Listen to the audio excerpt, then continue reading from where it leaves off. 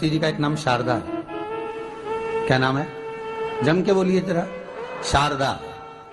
ये शारदा नाम कहां से पड़ गया? सरस्वती माता को शारदा नाम किसने दिया था? भाई नामकरण होता है तो हमारे यहाँ तो आज भी नियम है हमारा, ये बुआ कोई नाम बताती है, मामा जी कोई नाम बताते हैं और दादाजी कुछ बोलते हैं, कोई बोलेगा टिक्कू, कोई बोलेगा पिक्कू, कोई बोलेगा कुछ, सबके नाम अपने अपने रहते हैं, कोई प्रेम से क्या बोलता है। तो सरस्वती का शारदा नाम किसने प्रदान किया था? माता सरस्वती को शारदा संबोधन किसने दिया था? माता सरस्वती को शारदा का संबोधन किस समय पर प्रदान किया गया था? जिस समय पर शंकर और पार्वती भ्रमण पर निकल रहे थे और भगवान ब्रह्मदेव सरस्वती को ढूंढ रहे थे, और माता सरस्वती को ढूंढते हुए ब्रह्मा जब भगवान शंकर की साक्षी में पहुंचे हैं, तब भगवान शंकर से ब्रह्मदेव ने कहा, आप कहीं सरस्वती को देखें तो मुझे भेजिएगा, मेरे पास में भेजिएगा। शंकर भगवान ने उसी समय पार्वती से कहा, पार्वती, जैसे एक स्त्री जो पतिव्रता धर्म का पालन करने वाली है, एक नारी पतिव्रता धर्म का पालन करने वाली होती है, पति को परमेश्वर मानने वाली होती है, पति के चरणों का रसतत्व ग्रहण करने वाली होती है, तो वो पर पुरुष का स्मरण नहीं करती। उसी तरह एक पति जो अपनी अर्धांगिनी के साथ में रहे और अर्धांगिनी के साथ चले, तो पर नारी का स्मरण नहीं होना चाहिए। तो एक काम करो पार्वती, तुम उस सरस्वती को बुलाना प्रारंभ करो। अब पार्वती जी ने कहा, सरस्वती तो मेरी बहन जैसी है, सरस्वती तो मेरी सखी जैसी है, अब मैं उसको अगर बुलाऊं, आवाज दूं, अच्छा नहीं लगेगा। तो माता पार्वती जब ढूंढते ढूंढते ढूंढते ढूंढते शंकर भगवान के साथ में भ्रमण करती करती पहुंची, तो क्या देखती हैं माता पार्वती कि एक सरोवर के पास में माता सरस्वती बैठकर सरोवर में अपना मुखाग्रविंद देख रही थी। श्वेत वस्त्र था मेरा माँ का और बड़ी सुंदर गले में माला पहन रखी थी माता सरस्वती ने, और एक सरोवर में माता सरस्वती अपने मुख को जब निहार रही हैं, उस दर्पण के भाव में अपने प्रतिबिंब को देख रही हैं, तब उस समय पर माता पार्वती ने कहा, शारदा, सरस्वती को लगा कि मेरा संबोधन ये किसने कहा। पलट कर देखा, सरस्वती ने कहा, पार्वती तुम? हाँ, मैंने तेरा जो दर्पण में प्रतिबिंब देखा है, तेरा स्वरूप देखा, पर तू इतनी सुंदर है, इतनी सुंदर है, पर तेरा जल में जो स्वरूप देखा ना, वो नीला दिखाई दिया, थोड़ा सा श्याम दिखाई दिया, इसलिए मैंने तुझे शारदा कह दिया। आज भी हमारे मध्य प्रदेश के कटनी और सतना के बीच में महियर में आज भी शारदा भवानी विराजमान है।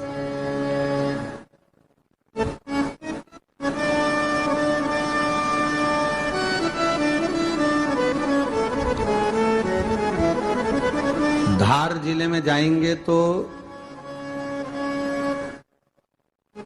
बाग क्षेत्र में मां बागेश्वरी, मां शारदा आज भी विराजमान। कहा, सरस्वती जी पूछी, पार्वती तुमने मेरे को शारदा क्यों कहा? क्योंकि तेरा जो प्रतिबिंब था वो श्याम नजर आ रहा था मुझे।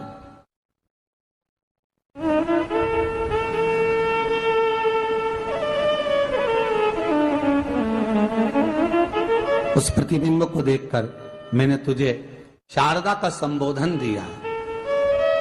तुम्हें ब्रह्मा जी बुला रहे हैं। सरस्वती ने कहा,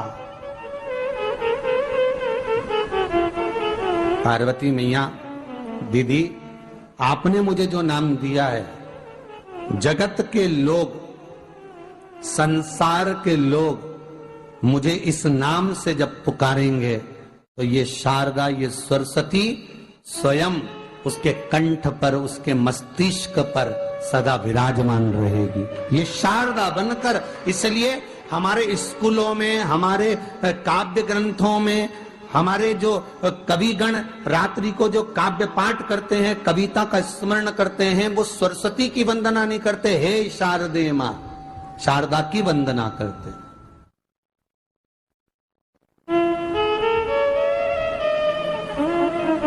कभी आपसे कोई पूछ ले कि शारदा नाम पार्वती सरस्वती का कब पड़ा, तो आप बता सकते हैं कि ये माता शारदा नाम कोई सहज नहीं है। माँ ढूंढने के लिए जब निकली ब्रह्मदेव के कहने पर भगवान शिव के साथ भ्रमण करती। नाम का उच्चारण कोई सहज नहीं होता। कोई देखता होगा, दादाजी ने अगर किसी का नाम कुछ रखा है तो कुछ सोच के रखा होगा, पिताजी ने अगर कुछ रखा है तो उसके मन में कुछ आया होगा तो रखा होगा, मम्मी ने अगर कोई नाम रखा है तो उसने कोई विचार कर कर रखा होगा। कोई नाम अगर किसी का रखा जाता है तो उसके अनुकूल रखा जाता है कि हो सकता है कि वो नाम की क्या उसके मन में चल रहा होगा। तो शारदा का संबोधन कोई सहज नहीं है। माता सरस्वती का एक नाम शारदा हुआ, इसलिए संबोधन में सरस्वती कम शारदे मां ज्यादा बोला जाता है। आप कब्द पाठ कर लो, नाम जाप कर लो, स्मरण कर लो।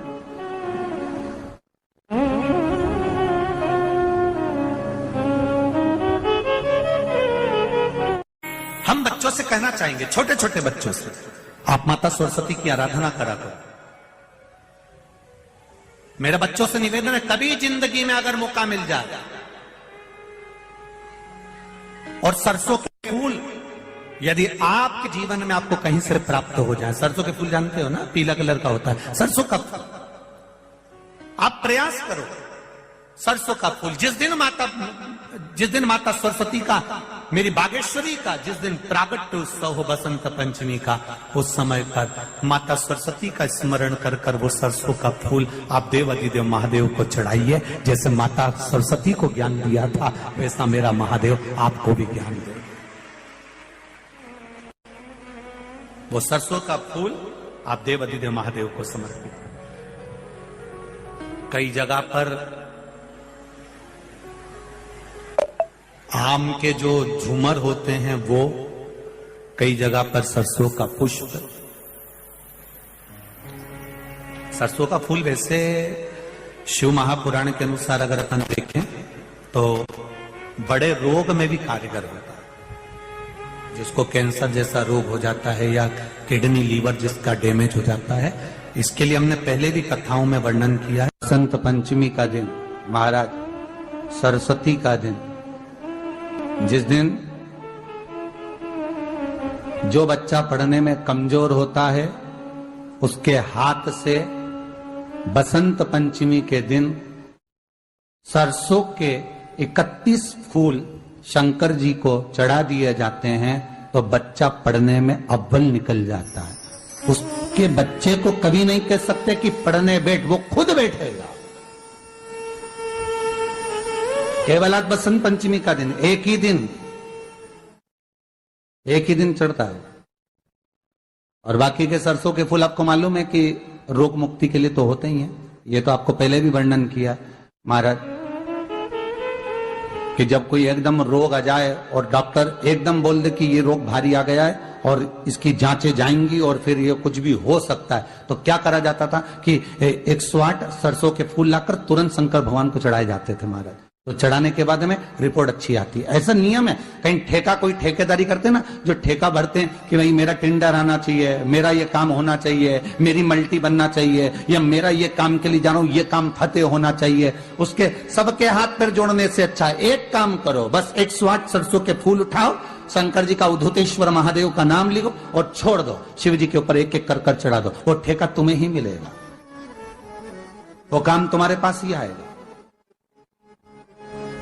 बस केवल अवधूतेश्वर मां, अर्थात ये जो क्रम है, ये वो क्रम तो 108 सरसों के फूल का आप कभी भी कर सकते हो, पर जो ये बच्चों के लिए किया जाता है वो केवल बसंत पंचमी के दिन ही होता है। शिव को प्रिय है पुष्प में आंक का पुष्प, जो आंकड़े का पुष्प होता है शंकर को बड़ा प्रिय है। और दूसरे नंबर पर शंकर को प्रिय है शमी का पुष्प, बहुत ध्यान देना महाराज। तीसरे नंबर पर शंकर को प्रिय है महाराज सरसों का पुष्प। सरसों होती है ना, जो राई अपन बोते हैं, सरसों बोते हैं, उसमें पीले कलर का जो पुष्प लगता है। हमारा तो निवेदन रहता है जब तक सरसों आए तो प्रयास करा करो कि सरसों के 108 पुष्प शंकर भगवान पर चढ़ाना प्रारंभ कर दो। महाराज ये पक्का है कि वर्ष भर कोई बड़ी बीमारी आपको घेर नहीं सकती अगर सरसों के फूल शिव को चढ़ रहे हैं तो।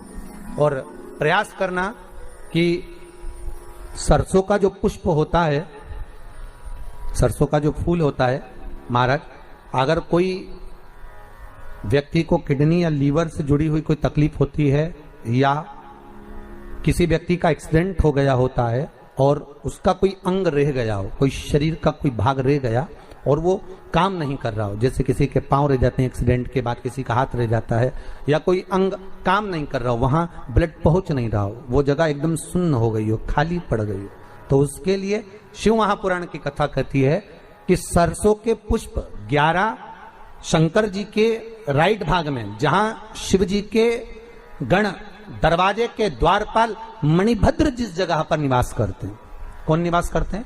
मणिभद्र।